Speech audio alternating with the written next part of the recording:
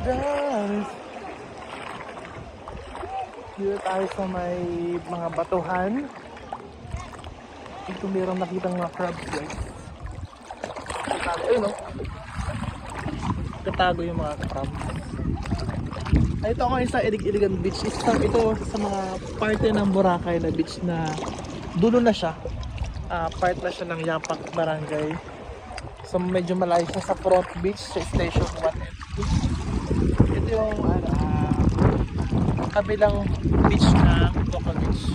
Kasi doon ngayon is malakas yung alon. So pag malakas ang alon sa kabila, dito kami pupunta. Ito yung mga activity namin ng Aladhang.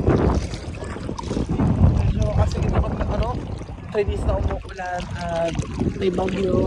So cancel yung mga. Pero pwede pa rin mag-swimming. Compare